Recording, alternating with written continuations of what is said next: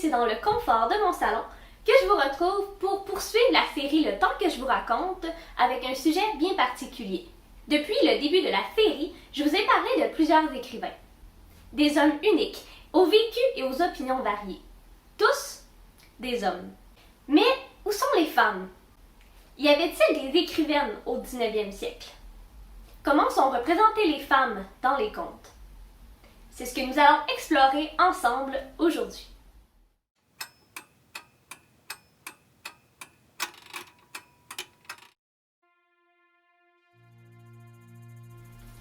Il faut savoir qu'au 19e siècle, il existait encore très peu d'écrivaines au Canada.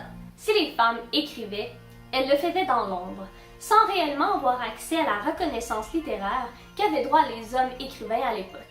La plus célèbre des écrivaines de l'époque est probablement Félicité Anger, mieux connue sous son pseudonyme Laure Conant. Cependant, il y en a d'autres. On peut penser à Mademoiselle Chagnon, auteure du roman historique Les fiancées d'outre-tombe, publié en 1869. Il y a aussi Adèle Bigot, qui sous le pseudonyme d'Eleda Gonneville a publié en 1887 son roman historique 3 ans en Canada. Il faut toutefois attendre la fin du 19e siècle pour voir des écrivaines francophones prendre une réelle place dans l'espace littéraire. Cela est possible particulièrement à cause des pages féminines présentes dans les journaux. En 1893 paraît le premier numéro d'une revue spécifiquement dédiée à un public féminin, Le Coin du Feu, revue féminine. Cela encourage d'ailleurs probablement quelques femmes à se lancer dans la publication de livres. On parle alors de l'éclosion d'une littérature féminine spécifiquement dédiée aux femmes, public qui autrefois ignoré par les éditeurs. Alors que le travail des femmes à l'époque se limite spécifiquement aux services domestiques, au secteur manufacturier, aux soins infirmiers et à l'enseignement, ces écrivaines réussissent à percer une brèche dans un métier spécifiquement masculin. À ce moment-là, c'est surtout le genre de la nouvelle qui est préféré par les écrivaines. Cela s'explique principalement à cause de la brièveté du format qui leur permet d'être publiées dans la presse périodique. Quelques femmes s'intéressent aussi au genre du conte, telles que Joséphine Marchand d'Endurant ou Josette pour son pseudonyme avec son recueil Contes de Noël. Cependant, elles sont assez peu à s'intéresser à ce genre, car au tournant du 20e siècle, la mode est surtout à la nouvelle, qui sont des histoires vraiment plus réalistes comparées aux contes fantastiques. Les femmes ne sont toutefois pas absentes en tant que personnages dans le conte littéraire.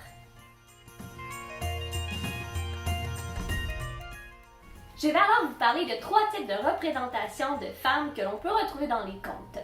La sainte, la femme frivole et la servante du diable.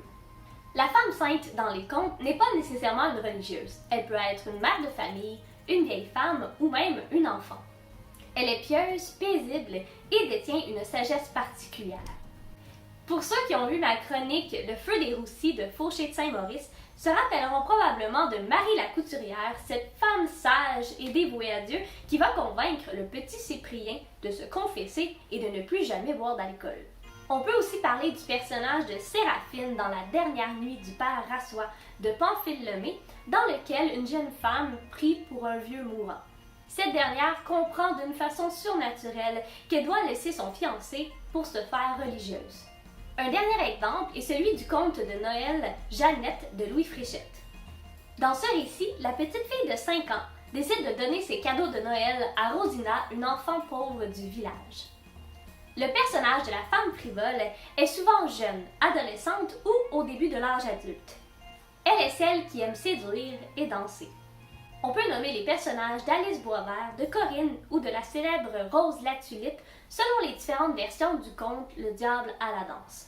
Dans les récits, les 3 femmes se font avoir par le diable à cause de leur insouciance, mais aussi parce qu'elles aimaient un peu trop danser.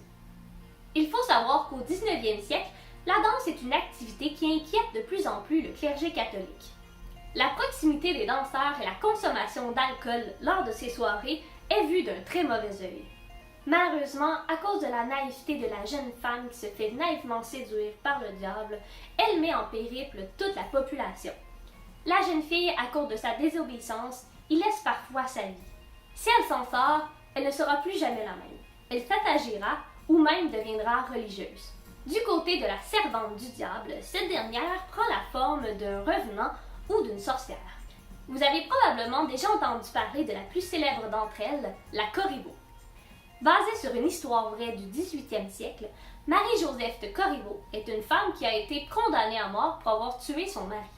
L'imaginaire collectif des Canadiens français a particulièrement été frappé par le fait que le cadavre de la jeune femme a été exposé dans une cage à l'entrée du village de Pointe-Lévis. Au 19e siècle, on redécouvre la fameuse cage de la Corriveau.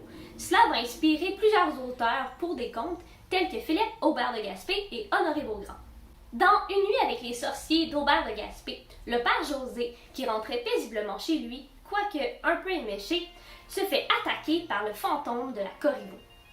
Elle le supplie alors de l'amener de l'autre côté du fleuve sur l'île d'Orléans pour aller faire le sabbat avec les autres démons.